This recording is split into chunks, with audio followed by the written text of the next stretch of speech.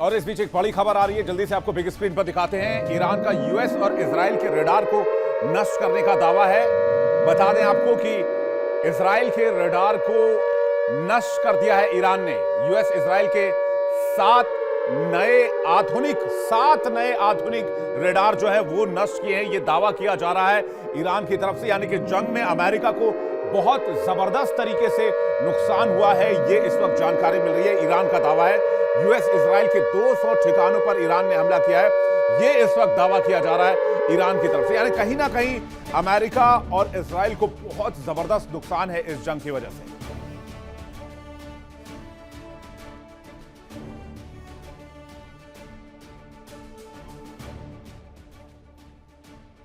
यानी कहीं ना कहीं महाशक्ति का अहंकार, यानी अमेरिका का अहंकार मिडिल ईस्ट में अमेरिका को ले डूबेगा।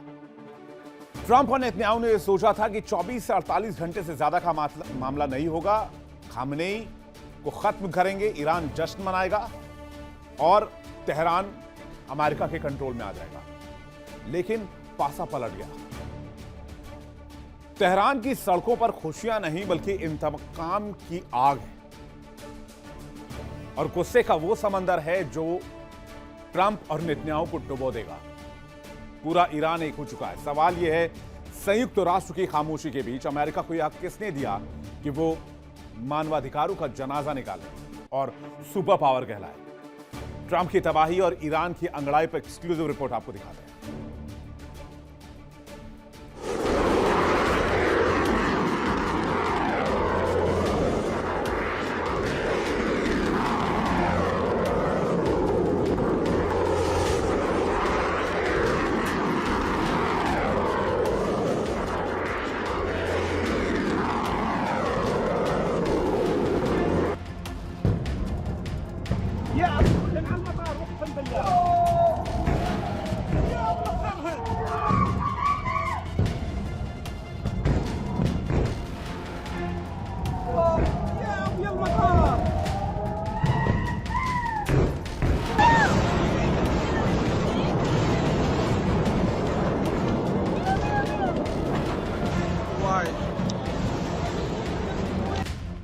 वो फेल हो गई।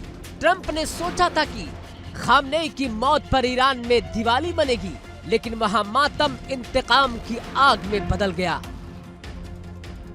ईरान की सड़कों पर आज जो सैलाब है वो ट्रंप की चौधराहट को सीधी चुनौती है। ये भीड़ नहीं, ये बारूद का वो ढेर है जो अब अमेरिका के हर बेस को राख करने के लिए निकल चुका है।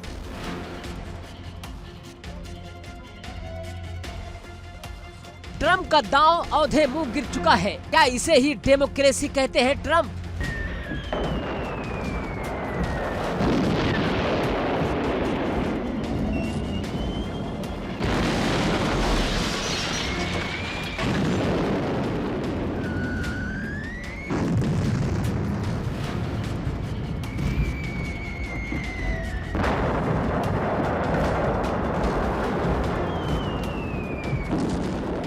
क्या मासूमों की बस्तियों पर क्लस्टर बम बरसाना ही मानवाधिकार है? अल्लाहू अकबर, अल्लाहू अकबर, अल्लाहू अकबर, अल्लाहू अकबर, अल्लाहू अकबर। शमशेर भाई और भी है? अल्लाहू अकबर, अल्लाहू अकबर, अल्लाहू अकबर, अल्लाहू अकबर, अल्लाहू अकबर, अल्लाहू अकबर। तेहरान पर हुए अटैक ने दुनिया को दिखा दिया कि अमेरिका के लिए इंसानी जान की कीमत जीरो है। निर्दोषों को बिन मौत मारना और फिर खुद को शांति का मसीहा कहना, ये अमेरिका की पुरानी फितरत है।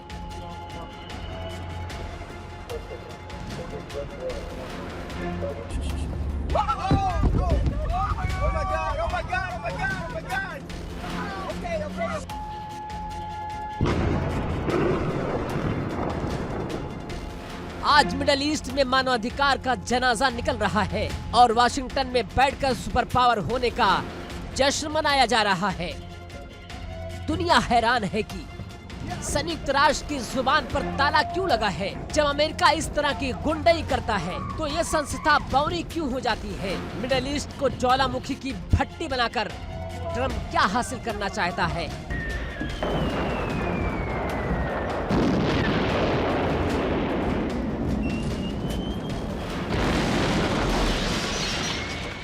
ये जंग ईरान ने मांगी नहीं थी, ये जंग ईरान पर थोपी गई है। ये ट्रम्प की वो जिद है जो पूरी दुनिया को आर्थिक तबाही के गर्त में धकेल रही है।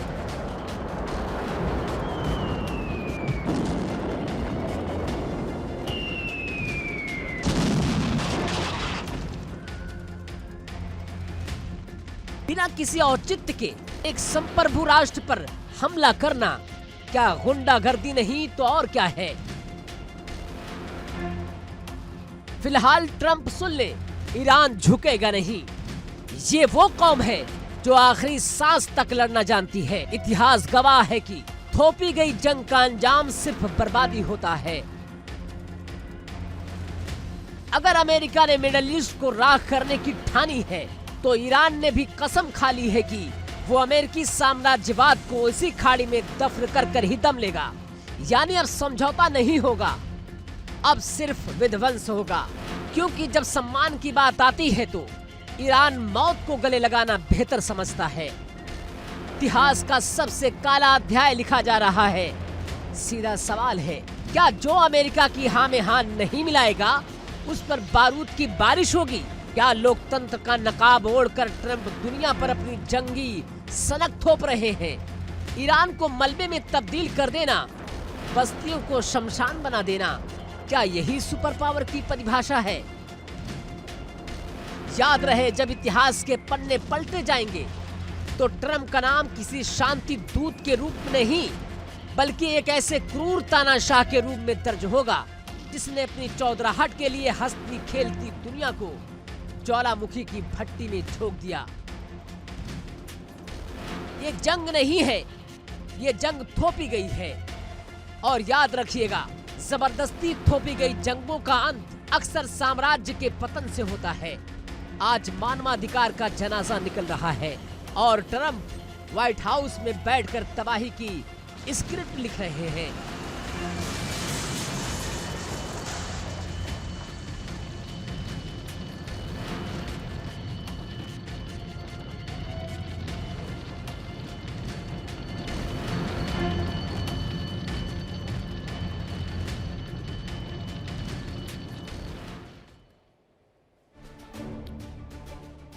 इस महाजंग में अभी तक क्या कुछ घटा है ये भी आपको बताते हैं।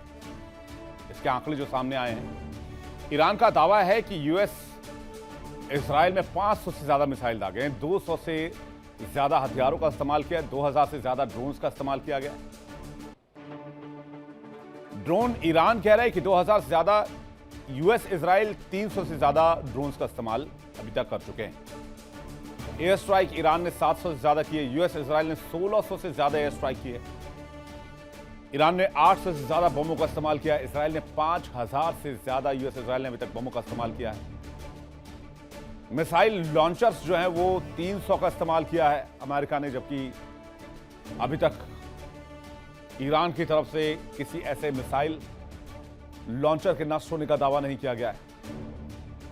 बड़ी खबर यह आ रही है कि इस बीच ईरान ने बहुत बड़ा दावा कर दिया है। अमेरिका के 5वें फ्लीट पर ईरान का हमला सामने आया है। 21 अमेरिकी सैनिकों को मार गिराने का दावा किया गया। यूएस के 5वें बेड़े पर हमले में 21 सैनिकों की मौत हुई है। ईरान की तरफ से अमेरिकी नौसेना के 5वें बेड़े पर हमला किया गया और 21 सैनिक मारे गए। वहीं कुछ लोग घायल हुए हैं। ये जानकारी ईरानी सेना की तरफ यानी कि IRGC की तरफ से दी गई है।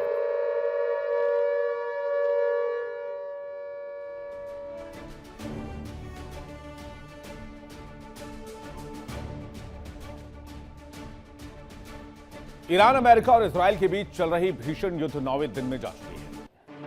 अमेरिकी राष्ट्रपति डोनाल्ड ट्रंप इस युद्ध को समझौते की मेज तक लाना चाहते हैं, लेकिन ईरान की ओर से लगातार कहा जा रहा है कि अब कूटनीति का कोई भी रास्ता नहीं बचा है। अमेरिका, इजराइल को इसका भयंकर परिणाम भुगतना होगा। ईरान की ओर से मिसाइलें दागने की 90% क्षमता कम हुई है। वहीं ईरान मर मिटने को तैयार है। इस युद्ध में सबसे ज्यादा नुकसान यूएई को उठाना पड़ा है। दुबई के लोगों को मोबाइल पर मिसाइल खतरे का अलर्ट मिल रहा है। कुवैत में अमेरिकी दूतावास अस्थायी रूप से बंद कर दिया गया है। और ईरान ने उन सभी खाड़ी देशों को निशाना बनाया है जो अमेरिका के दोस्त हैं या जो इजराइल के सैन्य ठिकाने रखते हैं। कुवैत ने कहा है कि उसके public institution for social security के दफ्तर पर हमला हुआ है।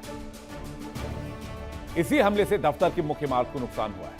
इस बीच कुवैत के रक्षा मंत्रालय ने बताया कि देश पर हवाई हमलों की एक लहर चल रही है और लोगों से कहा गया है कि वो सुरक्षा निर्देशों का पालन करें। अमेरिका के राष्ट्रपति डोनाल्ड ट्रंप ने कहा है कि वो ईरान के अगले सर्वोच्च नेता के चयन की भूमिका में आना चाहते हैं। उन्होंने खामनेई के बेटे मोज्तबा खामनेई को इस पद के लिए सही नहीं माना है और कहा है कि ईरान में ऐसा नेता होना चाहिए जो शांति और स्थिरता लाए। इसके बदले में ईरानी अधिकारियों की ओर से कहा गया है कि वो अपने हमले जारी रखेंगे और इजराइल अमेरिका की युद्ध की भूख इस बार मिटाकर रहेंगे।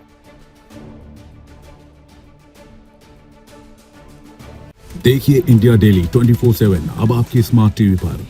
इंडिया डेली मौजूद है सभी डिजिटल प्लेटफॉर्म पर लाइव और लगातार। इंडिया डेली 24/7 हर दिन राष्ट्र को समर्पित।